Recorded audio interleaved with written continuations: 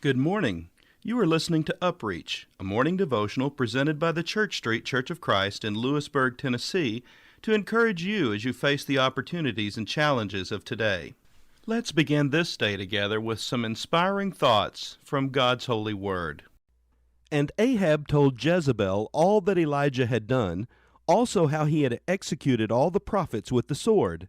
Then Jezebel sent a messenger to Elijah, saying, So let the gods do to me, and more also, if I do not make your life as the life of one of them by tomorrow about this time. And when he saw that, he arose and ran for his life, and went to Beersheba, which belongs to Judah, and left his servant there. But he himself went a day's journey into the wilderness, and came and sat down under a broom tree. And he prayed that he might die, and said, It is enough. Now, Lord, take my life, for I am no better than my fathers. Then as he lay and slept under a broom tree, suddenly an angel touched him and said to him, Arise and eat. Then he looked, and there by his head was a cake baked on coals and a jar of water. So he ate and drank and lay down again. And the angel of the Lord came back the second time and touched him and said, Arise and eat, because the journey is too great for you. So he arose and ate and drank, and he went in the strength of that food 40 days and 40 nights, as far as Horeb, the mountain of God. And there he went into a cave and spent the night in that place. And behold, the word of the Lord came to him, and he said to him, What are you doing here, Elijah? So he said, I have been very zealous for the Lord God of hosts, for the children of Israel have forsaken your covenant, torn down your altars, and killed your prophets with the sword. I alone am left, and they seek to take my life. Then he said, Go out and stand on the mountain before the Lord. And behold, the Lord passed by, and a great and strong wind tore into the mountains, and broke the rocks in pieces before the Lord.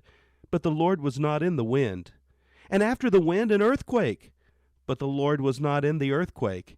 And after the earthquake a fire, but the Lord was not in the fire. And after the fire a still small voice.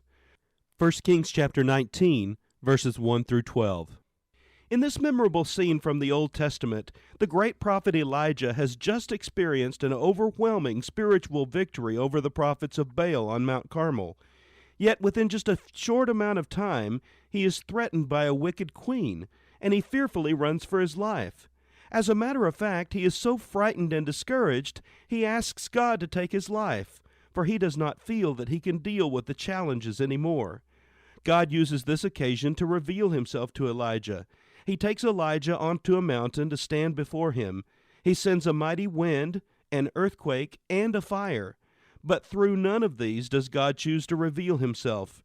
Rather, he reveals himself only in a still, small voice or a gentle whisper. Consider these thoughts from God is No Fool by Lois Cheney. I believe that meditation is a lost art. They talk about meditation in the Old Testament some. They talk about meditation in the New Testament a little. They talk about meditation in the present time not at all. Today we have all kinds of other things to do. We sing and pray and listen in God's house together.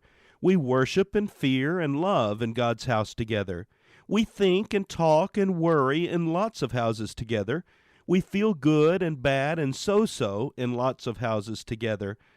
I wonder if he wanted to, if he really, really wanted to, whether he could be heard what with all the singing and praying and talking and feeling good and feeling bad and feeling so-so.